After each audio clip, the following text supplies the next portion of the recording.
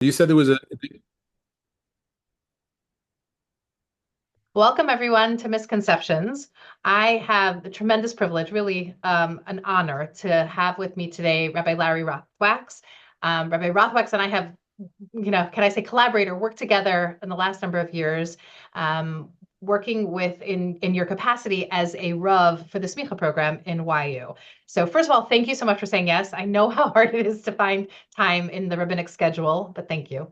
It's a pleasure. It's a real honor and a privilege to be here. So thank you so much for inviting me. Absolutely. So before we begin, I have we've discussed a little bit of an agenda of what we're hoping to talk about today. I'd love for you to share with the audience who you are. Okay, so I'll make this brief because I'm sure that's not why anybody's listening today. I am the rabbi of a congregation, Beth Aaron and Teaneck, where I've been for this is now my 23rd year. It's a very special community, and it's a very special shul. And I would say, sort of first and foremost, I see that as being sort of my primary space. About 7 or 8 years ago, I assumed the position of Director of Professional Rabbinics at RIETS, which is the semicha program at YU, where I'm directly involved with the training of rabbis and with a special focus towards those who are going to be entering the pulpit. And so, therefore, a lot of time spent on all aspects of pastoral counseling and the practical aspects of rabbinics. And that's where, you and I have had the opportunity to interact, and the training that you have been able to share with our students directly has been invaluable. I also am a practicing licensed social worker. I have the opportunity on the side in my spare time to interact with individuals and couples who are seeking counseling. And in my spare time, I try to keep myself busy with a few other things. Do you do anything for fun, or that's like not part of the language? Uh, yeah, listen, I know how to relax, and I really, Baruch Hashem, I enjoy my family. I really, really try to take good care of myself, which means that there are going to be times that I'm just going to, step away from anywhere that I need to be and just sort of be where I am. And I guess that's for the most part, that would be for me having fun. My wife and I have been going to Camp Morasha for almost 20 years. I'm the camp rabbi there. And even though I guess I officially work in camp, I really do see that as being my fun time. So I try to get it all out in 7 weeks in the summer. I love it. I love it. Okay. So our conversation today is really a product of certain experiences and events that I've run into as a therapist, where I really would like to explore with you two aspects. Let's start with the first one. But the idea of very often I will see people on the listservs, on the religious listservs, does anybody have a rabbi who can consult on this issue? And one of the things that I find so challenging is that we work with people within their own individual communities.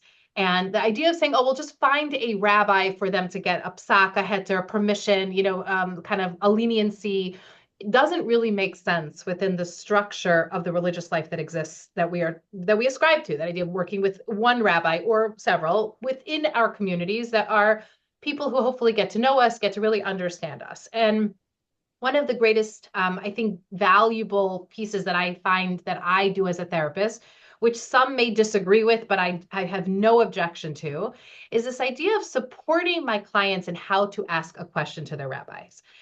We will have audiences that will listen to this podcast who may not be religious, so I will do my best to help explain some of the nuances of what that looks like. But I was thinking that one of the things I'd love to hear from a Rav, from a rabbi, is when we are dealing with mental health issues, what are some of the things that you wish women and men, people, would come to you and discuss, how they would come and present the issues that they are struggling with, that would help you guide a couple through a mental health challenge that is impacting religious life? So obviously the most obvious example of that would be when we're coming to you and asking the Rav for a conversation around birth control. How are we having these conversations so that the Rav understands the implications of using or not using birth control, and helping the client to feel like they can find their voice in that space? So I want to hear the other end. What does Right. the Rav want to hear? Thank you very much. So actually, I'll start from the last one of the last words it uses, helping the client. I think one of the challenges that that exists within this dynamic that we're trying to explain is that the person who's coming to the rabbi is not a client of the rabbi, and that's not the nature of their relationship. Now, it could be that they've known each other for many years, and it could be that they've shared, many experiences, some really wonderful and others really challenging. But what makes the relationship between a rabbi and, we'll just say, a congregant different than a therapist and a client, I mean, there are actually numerous differences, but in this regard, it's self-evident that a therapist not only can, but really should probe. Now, again, a therapist doesn't want to pull teeth, and its therapist should never, in my opinion, I imagine you would agree, um, you know, pressure someone to speak about something that they're not comfortable speaking about. But it's self-evident that in this particular setting where we are and the nature of our relationship, it's okay for me to go ahead and follow up and ask certain questions. Rabbis don't necessarily always know intuitively that that is okay, that that is their role. And just to point out as an example, sort of some of the other sort of structural challenges, when somebody's sitting with a therapist, they are sitting in a very formal setting. There's privacy. There are no distractions, and you have my full attention.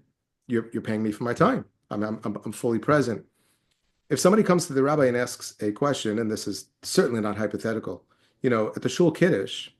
Now, again, if the question is what time, was so on Kriya Shema this morning, then it's, I think it's fair to say, although, without too much imagination, I can actually show how even that could be a very complicated question. But, so there are certain questions that perhaps the rabbi can just answer on the fly. But if the question is one that's perhaps more layered, or the rabbi even suspects that it's possible that there's more to this, how can we signal to the congregant, to the balabas, that, maybe there's more information that you want to share? And I guess you're asking this question because, I guess we can come at this from two angles. I don't know who your audience is. Hopefully everybody will listen to this, but we can talk about from the rabbi's perspective, what is sort of the questions you should be asking, but really more towards the individual who is going to be addressing the rabbi, to really be mindful of the fact that the rabbi might not necessarily know what it is that you want to share. Hopefully the rabbi is sufficiently trained and experienced and sensitive to know that there may be more pieces to this. And I think over time,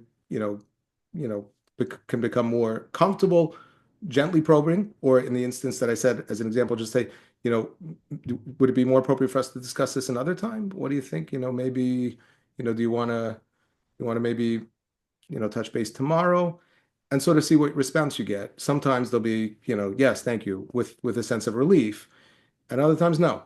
I actually would rather just have an answer right now, which is telling me you got to sort of work with what you have. So I think I'll start by saying the following. I'm done starting already. I'm going to say the following. I'm curious what your thoughts are. Present as many facts that you think are relevant to the question, that you think are that you're comfortable sharing. Let's start with that. And then, as a follow-up, you could say to the rabbi, is there anything else that you'd want to know? Right, right. I'm thinking about that question about like coming with the relevant facts. And I think what I've learned over the years is that sometimes we think we're just asking about religious law, but religious law really is so deeply impacted by the emotional health of the couple, or the emotional experiences, or the physical health, obviously, of what is going to impact the answer to that question. It's not a yes or no answer. It's not a yes or no question. And so when the husband goes and says, I'm going to use birth control because it's actually the easiest one for me for this conversation where I see it get the most complicated. If the husband says, can we go on birth control? My wife just had a baby. In some communities, it would be like, well, do you need to if you don't have to, or you could, but maybe for a limited period of time. And these are the ones that would be best advised. But really what you're acknowledging is that sometimes what isn't offered is my wife is actually really struggling, or this was a very complex pregnancy, or the birth was very difficult for her, and the doctors are recommending that she kind of recover, or maybe they don't even offer you any of that information and think that it's not relevant to the conversation. Maybe give us a little bit more insight into what, as a Rav, when you're thinking mental health, because you're a therapist and a Rav, which is why I love this conversation and why I wanted it so badly, is like, as a Rav, you're also thinking as a therapist, you're knowledgeable about what may not be told to you. but how do we advise people or acknowledge, or let's put it this way, what is it like for you when you're answering those questions, when you know that sometimes I'm only getting a piece of the picture? Yeah. So first of all, I actually just want to say, parenthetically, but it's an important point. I do not function as a Rav and as a therapist simultaneously at any point in time. We could talk about another time why that's so, but I think that I wouldn't say it's impossible, but it could be a very difficult needle to thread. And I think it's unfair to whoever you're speaking to. I have been in situations where people coming from either direction have tried, I'll say, sort of to double dip, not to take advantage necessarily, but if I'm meeting with a couple in counseling and they know that, perhaps I'd be comfortable answering a question regarding birth control, they may see me as being, the perfect person to discuss it with, but I'm going to have to, recuse myself from that part of the conversation. I'll explain to them why. So I just want to point out that, I do have the benefit, at least I think it's a benefit, of having perhaps a more enhanced perspective from both sides, but I shouldn't really be, in my opinion, sort of using, one set of skills in order to function in the other space. Now, I do want to say birth control, perhaps it's a great example, as you mentioned, but in some ways I think it's not a great example. I'll tell you why. It should be obvious, and maybe you'll tell me some horror stories, but it should be obvious to every Rav that a question of family planning is by definition, that is one that must include conversations about emotional well-being, mental health, and mental health, not just of the mother and the father, but the entire, family system, if you will. I would hope, and I'm not so naive as to think that it was always this way, but I really do believe, that most Rabbanim know this, and so therefore would not address a question about birth control in any sort of flippant way. Now, the particular example that you gave, and again, you mentioned that this may be subject to particular place and time, but my wife just had a baby. What do you think of? So I have a tradition from my Rebbe as to how, even from a strict halachic perspective, how we would address such a question. But I will say, I would never really want to have a conversation about family planning without at least inviting and really, I can't insist upon it, but really making a strong case that mother and father should be present, or husband and wife should be present. They have to be. And it's really, in this regard, I think it's no different than many other areas of halacha where there are two, if you will, balei dinim. I'm not going to say that this is like a classic choshen mishpat shaila, certainly not, where there is a person who's, if you will, the plaintiff, the toveya, and the person who's the defendant. But as you know, very often in conversations about family planning, that is the reality. And I could prove it, because if that were not the reality, I probably wouldn't be asking a shaila. Right. Certainly if they both decided that they wanted to continue to have more children. So when you're looking for a heter, not always, but often there's going to be, some degree of, there's going to be different points of view, different feelings. And I think it would be irresponsible to, to have a conversation with one member of the team, if you will, without at least inviting and including the other. Most often people will appreciate that invitation, and maybe there are certain situations where that's just not comfortable.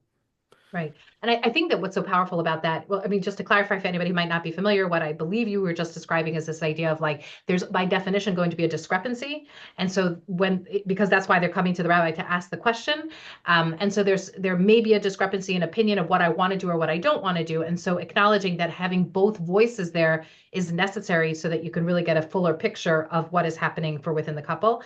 I think one of the things that is deeply kind of challenging with those circumstances is that in some communities, the women are not the ones asking the questions. And I think even like for myself, growing up as a married woman, even though we had male rabbis who were our teachers in high school, the idea of asking a question as a married couple, like these laws tended to fall upon my husband's responsibilities. And I remember the moment where I said to my husband, could you just give me the phone already? And like, I took the phone, not that he was holding it without my permission, I was like, I just took the phone, and from that day on, when it was relevant to me, I asked, because, and often together.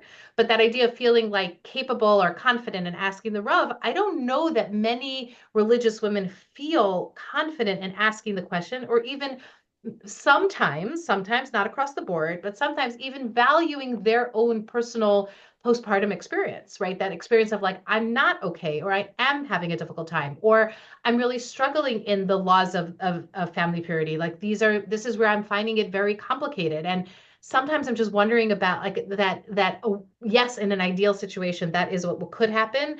And yet I don't know how frequently it's happening in the way that you describe. You may be correct. Yeah. I only have my own experience. It's interesting. You can't really, I mean, you can, but you can't really pick your rabbi the way you can pick your therapist, right? Because, if a person wants to see a therapist, then, they can, anyone in theory who's available and within their orbit they could reach out. When it comes to a rabbi, more often than not, people are by default, the rabbi is, the spiritual leader of the shul in which they daven. I think when it comes to um, psak halacha, I think, and some people listening to this may, object to what I'm saying, but I'm going to say it anyway. I think that there are situations where it may be appropriate for people to feel if it's more comfortable for them to consult with another Rav. Now, the Rav who's receiving that question may want to, check in with them or him or her, whatever the case may be, and just find out if this is something that they're more comfortable discussing with their rabbi. Oh, no, no, my rabbi's never had questions like this. And if you know the rabbi, you can say, no, that's not true. I think he would be wonderful. And given the fact that he knows you and he knows your family, etc. But sometimes the answer is no, we don't want to discuss this with the rabbi for whatever particular reason. It could be because we've discussed it with him in the past and we don't feel that he was sufficiently sensitive or knowledgeable.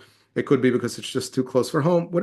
Whatever the case may be, but I do think when it comes to having conversations like this, you may be correct that there are many people who don't feel that these are conversations that they could or should have with their Rav or with a Rav.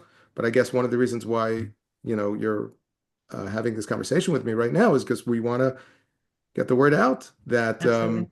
there may be great benefit in doing so. I have found that when it comes particularly to this question, that sometimes, and I'm sure you've encountered this, when people don't ask shilas and people don't, take these matters into their own hand, they sometimes, not always, but they will sometimes um, have feelings of guilt in the future, which they can be completely baseless. There's no reason to assume because you didn't ask a shaila that something does or doesn't happen in the future.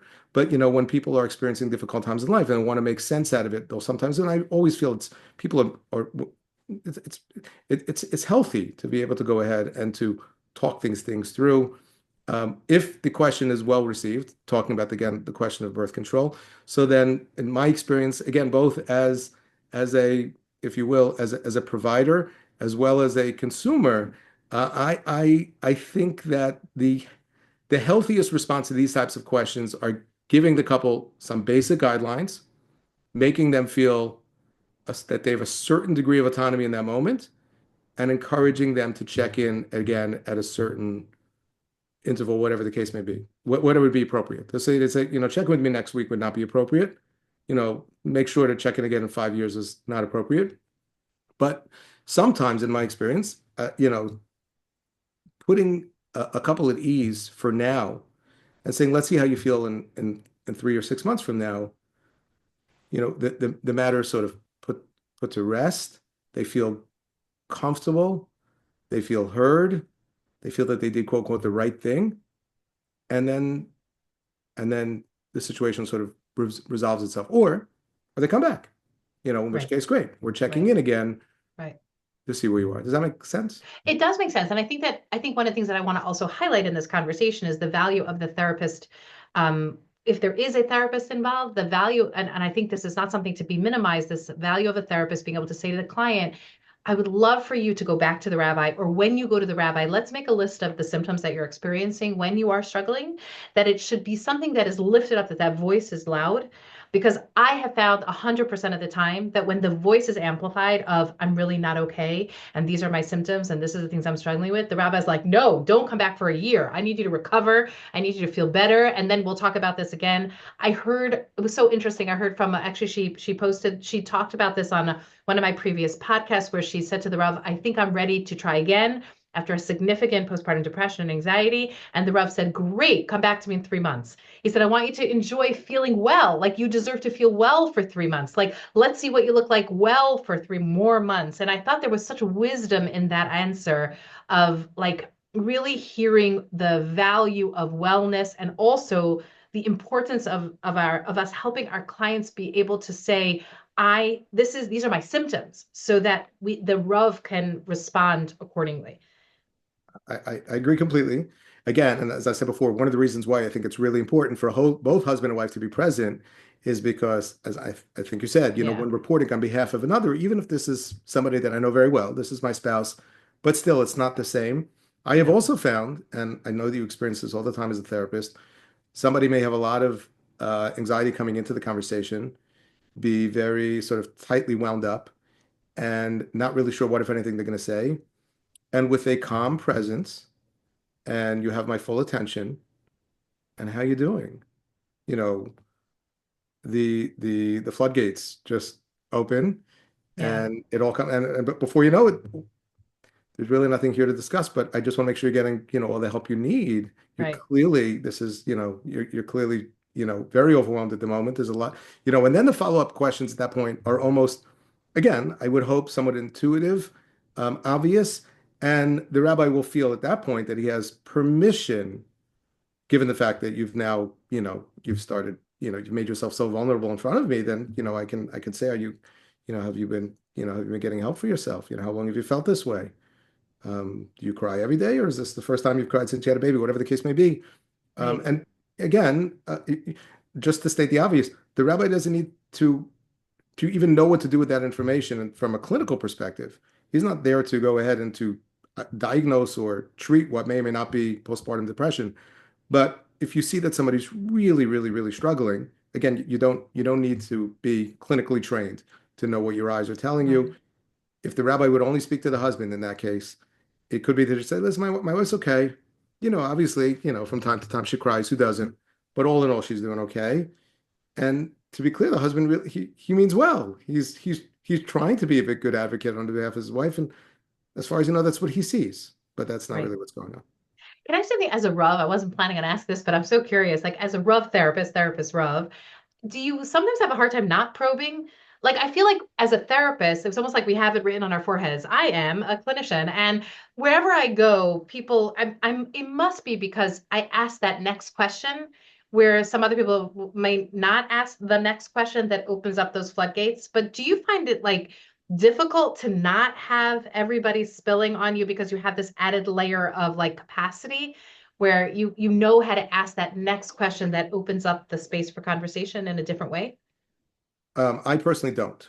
I don't have a Okay. difficulty with it at all because I know that one thoughtful, appropriate question will naturally lead to the next and the next. And I'm mindful of the fact that that is not my role here, unless I feel that some other sort of intervention is appropriate, in which case it is really sort of, there's a tachlis for me as a Rav.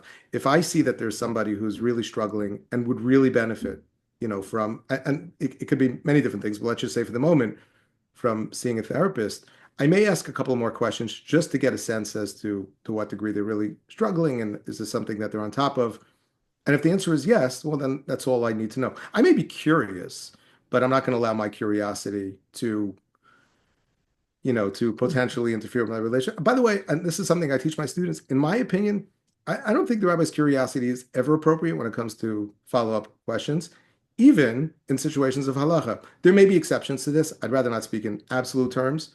But if somebody comes to you with a sensitive or complicated question, and you feel it would be more appropriate to refer this individual to somebody else, the Rav that is, and says, I really think, this is a complicated question. I really think that, you should discuss it with so and so. I personally don't think that it is necessarily appropriate to follow up with that individual and say, so how'd it go? What did he tell you? in many cases, a person may feel that they want to share that with you, which is fine. But I think, we always need to be mindful of the fact that, that we are serving in the people who come to us in a very specific way, and we're not entitled to more information that people want to share, and putting people in a situation, going back to the question you asked, where they're going to feel comfortable sharing information that there's really nothing for me right here to do with. I just don't know that that's I don't know that So that's appropriate. interesting. But how does that work? Let's say, because it's fascinating to hear you say that because my mind is going right to somebody comes to you and asks you a question about fertility treatment, right? Or where should they go, or shouldn't. And either you answer the question or you don't answer the question, whatever the process is. But they have just shared with you that they're going through something pretty big. Do you feel that your responsibility from a boundaried and professional way is to not follow up with them unless they approach you?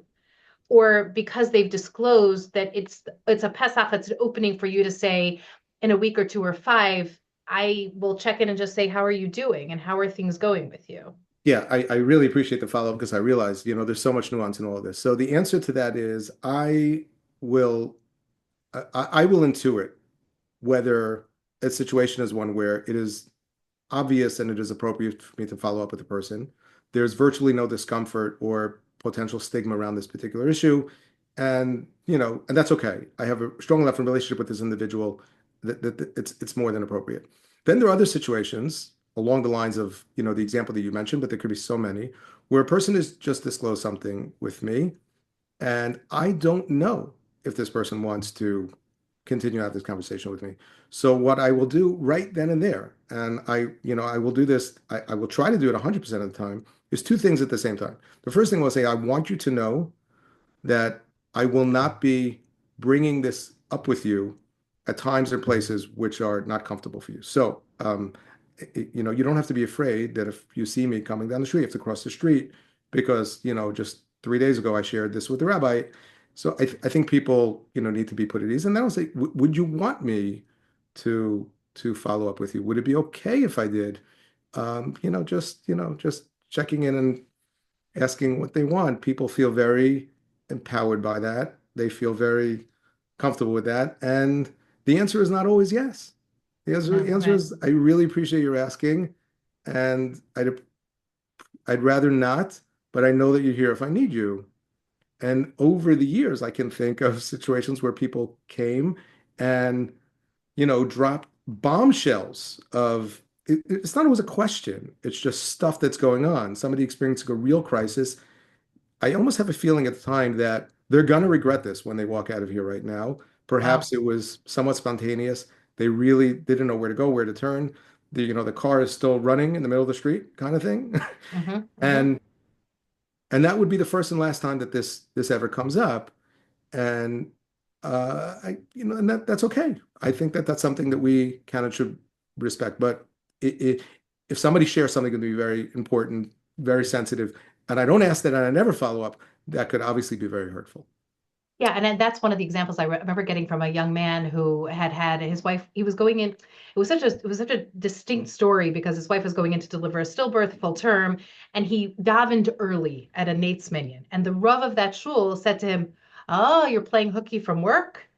And so the young man said, "No, my wife just lost a baby, and I'm going in to attend to, and so I'm davening early." And the Rav said some words of, support, and then he never heard from him again. And this man said to me, like, how did he never even say, how are you? How did he never call up and say, how are you feeling? And I'm sorry, like, there was no follow up. And so it's so interesting to hear the perspective of it being boundaried and professional versus like, but there are those that will see it as neglectful and, just Yes. hearing those However, each perspective. again, but there's real complexity here. And Yeah. in that particular situation, had that happened to me, uh, I would follow up with that individual, but I Right. would follow up by saying, I hope you're okay, or probably I wouldn't say that. I want you to know that I'm here. And if you want to talk, just know they can reach out. But I would still leave it up to him. In other Yes. words, so but that was a little bit of, sort of a hit and run the way you described it. It wasn't that he came in to speak to the rabbi, in which case I have your attention and we're gonna come to an agreement right now. What is comfortable for you? Would you like me to follow up with you later today, next week? Another thing that I discuss with my students, and if they say I will follow up with you, you want to let a person know when you're going to follow up with them, Right. because they may be thinking you're going to follow up with me within the hour. And you may be thinking, this is not such a pressing question. I've got a lot of other things going on. It's going to take me the time to explore this. You know, I'll get back to you within a week. The issue is not an hour a week, but you want everybody on the same page, because if somebody's expecting an hour and after 3 days they don't hear from you, they may carry a lot of hurt and pain. That may not be so easy to resolve after the fact, even though you never said you would get it back to them in an hour. So just to be clear and transparent, if all this sounds very formal and very boundaried, it doesn't have to be.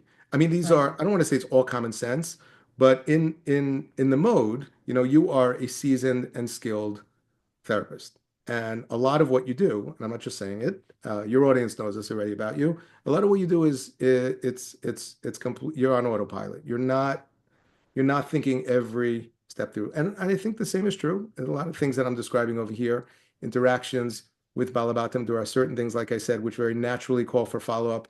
There are certain things you'd want to check in. And when you have those interactions where they happen very suddenly without warning, I would follow up with such an individual, Mhm. Mhm. because you risk a lot more by not. I'll tell you something I struggle with a little bit, and I recognize that some people who have shaykhs to me in other capacities may hear this. I'm sometimes unsure what my role is when I hear from other people that somebody's going through a difficult time, somebody's sick, whatever the case may be, and they didn't tell me. And they could have, clearly. They haven't. And to me, this is somewhat of a personality thing. I don't think there are absolute rules when it comes to these things. I'm naturally uncomfortable imposing myself in situations where I don't think that people want me. I'm more than comfortable having conversations with people about anything if they want, but if they don't, I'll leave it up to them. And I don't assume because I'm your rabbi, I have a right to go ahead and just show up at the hospital. For some reason, you were there for a week and you didn't tell me. Now, sometimes I didn't tell because I didn't want to bother you. But Right. okay, so we resolve that later. So that's where, again, when I hear from somebody else that somebody's going through a difficult time, there may be ways that we can, I don't want to say lure Right. people in, but at least, put a feeler out there. How you Right. doing? And see what I, response you I, get. ju- I love hearing, I think this is, I don't hear it as too boundaried or too formal. I hear it as learning the insight, which is the value of this conversation, is getting the insight into how somebody else may think from a rabbinical perspective, because I think what it does is, one of the things that I think is so necessary when people are going through a difficult time, I've spoken about this from a fertility, infertility world conversation, is that people can become incredibly judgmental about those around them and very high expectations, and everybody has failed me and how I need them and want them to react to me. And so hearing the idea, hearing this other perspective offers an opportunity for grace. It offers an opportunity for someone who's going through a hard time to say, oh, maybe that's why he did not reach out to me, or maybe that's why he didn't respond, rather than being angry that there was no follow-up, right? And I think that that's healthy in us understanding each of our roles. I think that Yes. that's really adds value to this conversation. Yeah. Yeah, and to that extent, and to the extent that it's helpful in that regard, I'm glad. I also, because I'm going to be honest, I'm going to say that there are some times that rabbis mess up. We really Sure. do.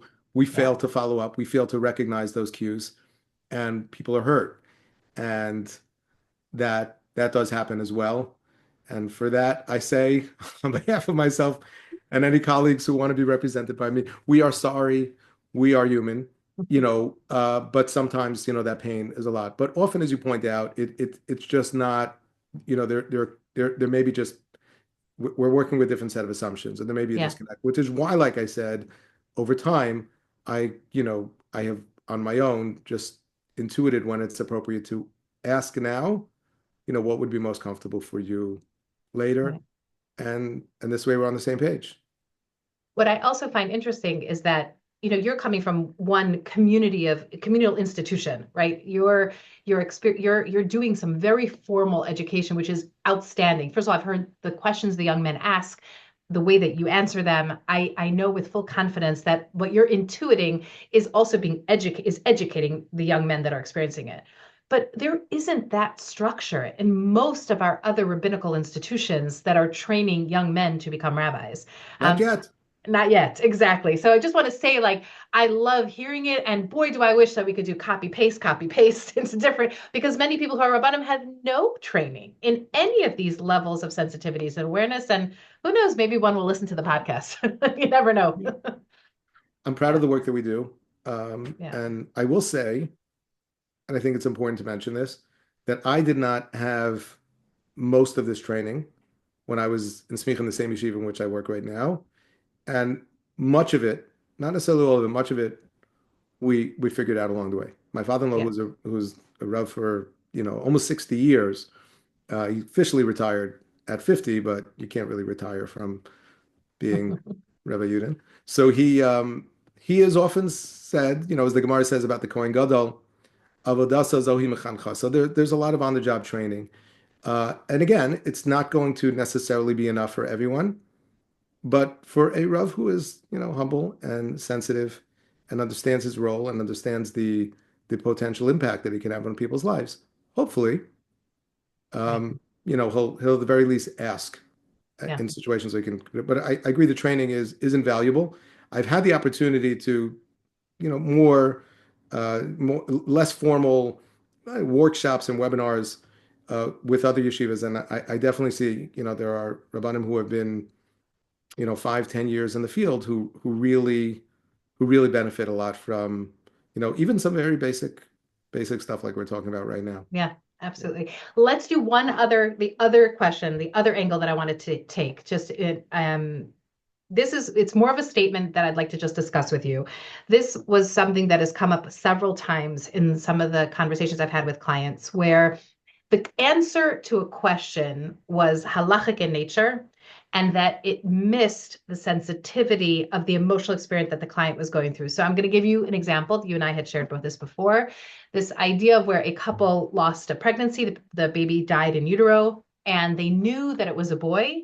And the parents said, "Is this my bechor? Is this considered my firstborn?" And the rabbi who answered the question, who was amazing for them, said, "No, this is not your bechor. Doesn't hold the status of your firstborn child because the child never could live outside of you. There were fetal anomalies, things like that." The parent was in so much distress and came back to me as the therapist, like, but then what was it? If it wasn't my bechor, which holds a lot of religious law status, not just being my first and oldest, then what was this baby to me? And as a therapist, I was able to split that hair.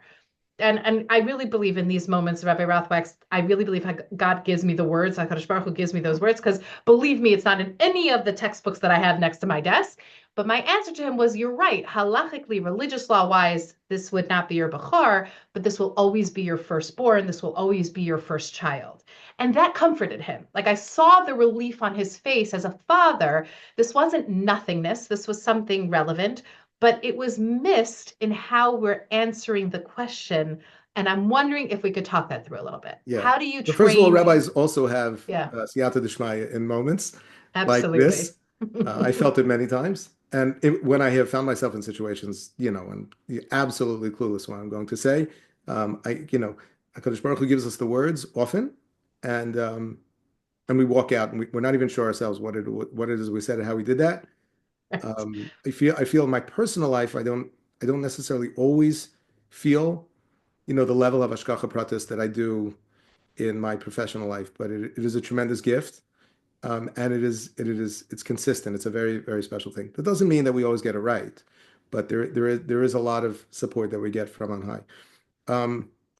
So that's a very powerful example that you gave. And here's what I would say. I'm going to start by saying, you have a little more, again, leaving your wisdom, your experience in the siyata d'shmaya aside for the moment, you have a little more flexibility in situations like this than a Rav may actually have or feel that he has. And sometimes a rabbi feels that, well, let me say it this way. A Rav should feel that he has an incredible responsibility to preserve the Masorah that has been entrusted to him. Not only to make the person who is sitting with him feel good and feel okay and feel heard and validated. And sometimes we are so concerned about saying the wrong thing, about corrupting the words of the Torah, the idea of whatever the case may be, whether it's a philosophical idea or whether it's a very specific, almost trivial halachic issue. Uh, Rabbis are understandably, concerned that they don't want to say the wrong thing, even if that's what somebody wants to hear.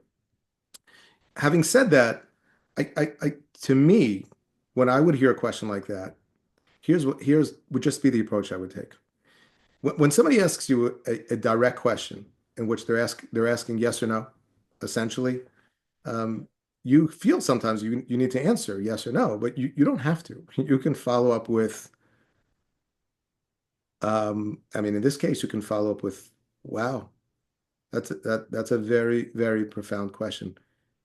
Can you help me understand, where you're coming from? What are your thoughts about this? Because I can tell you, it's not, I don't want to lecture. For some people out there, they may want to hear what the rabbi told them. I mean, when it comes to relating to a loss, and there are different levels and stages and different types of loss, pregnancy, but not everybody is necessarily looking for the same sort of mourning, healing, grieving process. I'd rather not. I'm not thinking of anybody in particular, but I have heard certain approaches, which it seems to me it's sort of a reaction to a traditional approach that we've had to these issues, which in some ways didn't allow for a natural space for grieving, but I think it goes a little too far in the other direction. I have heard individuals who encourage women who, let's say, have a lost pregnancy to light an extra candle on Friday night.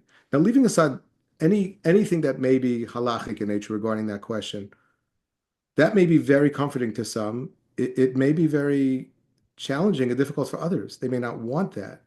And so therefore, I think, first and foremost, to just got a sense as to where you're coming from. Not because I can necessarily give you the answer that you want, but at least I know sort of what the guardrails are over here.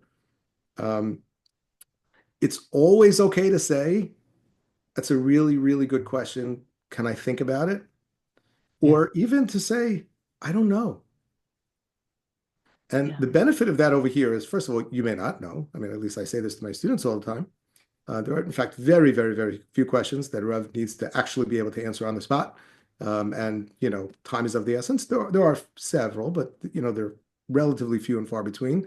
And it also may give this individual a little more time to prepare themselves for a different answer, to process the very question. If somebody's asking this question, it's likely being asked in a moment of, as we would call chimum, in a moment of just great emotional intensity. And it could be that a day or two later, they will already have a different perspective. Going back to that candlelighting question, I'm sorry, I'm a little bit all over the place. When somebody asks me if that's something that they should do, I ask them, is something you want to do? And if they say, I think so, I would say, I would encourage you to do it if you want to for a month. And then, let's see how you feel afterwards. In my experience, Yeah. which is limited relative to yours, that's enough for people. It's an important period of time. But if we feel I have to say yes or no, we may just, we may just be either giving people too much or too little. And in this case, I think giving them too much may actually become a burden down the line, if this makes sense. So I guess what I'm saying, it's unfortunate to hear of that very painful experience that you shared. I can imagine things like that happening. I was recently doing a role play with some of my students. We do a lot of role playing in RIETS, which is very, very powerful and very formative. And we were all playing, there was a certain, the case was a woman who was having a very difficult time with the fact that her husband was spending a lot of time in shul saying Kaddish. He was in the year of Avelis and he was saying Kaddish. And, I don't provide the Talmidim necessarily in the moment with all the information that they need to manage this from a halachic perspective. We're focusing just more on the pastoral aspects of it. But this individual felt he was very convinced in the moment that this guy he must say Kaddish 3 times a day in shul. That was like for him a given. And then we have to figure out how to make it. Since he was working with that given, he was really stuck. He was very limited in terms of what he can do in that moment. And, we let him sort of play it out, and then we all give feedback. And I tried to help them all understand. You don't have to necessarily have an answer to that question at the moment, but there's so many things you can do with that couple to help them just become more sensitive to the burden that each of them are carrying individually and then collectively without saying yes or no. Does that Yeah. make sense?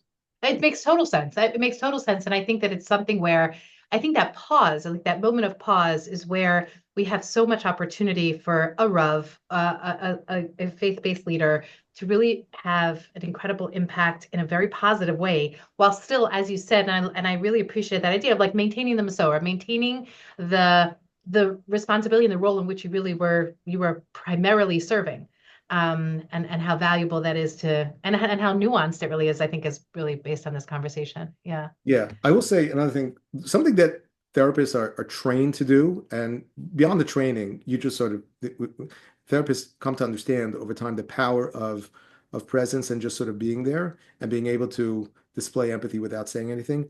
Rabbis, first of all, are not necessarily trained to do that, and a lot of our training, a lot of the orientation of a Rav is quite the opposite. The rabbi is the one who's supposed to have something to say in every situation. And I will say that with our students in training, the most difficult skill for them to learn, but they do over time, is the skill of just being quiet. And Amazing. it's really hard for them. It's really, really, really hard for them. Not because they always have the most profound things to say, but they feel that is my role. I am the person who has to have something to say here. And often that is the case. Often that is the case. If there's a tragedy in the community, the Rav is going to be the one who's going to get up and speak about it. When, yeah, so there are times you can, but in one-on-one counseling situations, when somebody's experiencing a difficult time and they ask you a question straight up, to just sit there and hold the question with them, and if it's appropriate, to shed a tear, you have already accomplished your mission and then some. We'll get to the question or we won't. Right. And Right. therapists understand that. Therapists are hopefully, again, that's more comfortable for them. And they're comfortable with the silence, with the 1, 2, 3 minutes of silence. For Mhm. many rabbis, that's really, really hard. Oh, It's love really that hard. insight. I love that insight. Thank you. Thank you. Before we finish, three misconceptions, two or three misconceptions that you want people to understand about Rabbanim or asking questions. Oh, wow. And it is the name of the podcast, so I should have It been is the name prepared of the for that. podcast, and I should have prepared you for it, and I forgot. So my apologies. Yeah. Well, here's what I will say. Wow, I really would love to think about this more, but I'll say like this. One misconception, and this is a little bit, it's fresh in my mind because I just listened to a podcast recently, and I was a little, yeah, I would say I was triggered. I don't mean it in a way that people say it today, but I felt it was. I think the entire rabbinic community in conversations, with very, very important conversation, it was a very painful conversation, was was not given enough credit because, and I'd really actually rather not give too many specifics because I'm not looking to sort of enter this conversation. But I would say that sometimes rabbis sometimes rabbis get it wrong, and sometimes we could do a better job. But it doesn't necessarily mean that rabbis are complete and total idiots. You'll forgive me when it comes to certain topics. So, and that's where I think sometimes people just need to be, more understanding um, that you know, sometimes we just get it wrong, but that doesn't necessarily mean that we don't know anything about anything. And I think when people feel that they were unheard, they were not properly served by the rabbi, sometimes that could become very catastrophized, and and it could be applied, more broadly to the entire rabbinic community. I can only say that in my experience, I'm not talking about myself as a Rav, but in my experience with my colleagues, with my Rebbeim, the level of sensitivity, the depth of understanding, not just about halacha, but the human experience is quite profound for Mhm. individuals who have not necessarily had, all of the clinical training. There's a lot there. And when rabbis don't get it right, sometimes it was just, call it what you want, call it rabbinic malpractice. Sometimes, and I guess this goes back to one of the points made earlier, it's just because we were sort of in the wrong place at the wrong time. What you needed, was not something that I was able to provide for you right now, and maybe I wasn't able to communicate that to you in a comfortable way. Um, so I guess that's the first misconception. Misconception number one is that sometimes rabbis know more than we than we are given credit for. I guess it would only be fair if I now said the second misconception is sometimes people expect that rabbis know more than they do, or than we should, given our level of training. When you think about, when I think about the training program that we have at RIETS, it's quite extensive. I can show you, I wouldn't post this publicly, but I'm happy to share it with you, a list of hundreds of topics that we cover over the course of 4 years. I'm not talking about, that are not strictly halachic. I'm not talking about Yoredei and Hilchos Shabbos and Avelos and Nida. Topics that every aspect of the social experience of people's lives, a lot of meta halachic issues. So you do the math. It's a 4-year smicha program. Most of the time, guys are in the base medrash. We're touching on the issues, hopefully giving our students, at the very least, enough information so that they'll know when something is a question. But even that, not necessarily. I've had experiences in the past where pediatricians, nothing against pediatricians, or any physician for that matter, are just not prepared to deal with certain situations that come their way. And it's not because they're incompetent, and it's not because they're bad at their job. It's just because the job of a pediatrician is to basically treat the entirety of the child, and that doesn't necessarily mean that they're going to have the skills and the training that a specialist will. And there are Rabbanim who have areas of specialty, but there are very few Rabbanim who are specialists in everything. Yeah, right. Wow. Rabbi Rothwachs, thank you. I think that was exceptional. I really do. I know it was brave to come on here without all the questions or without all the answers, and I think it was a beautiful conversation. So thank you so much for saying yes. Thank you. I appreciate the opportunity, and thank you for all your wonderful work on behalf of the entire community.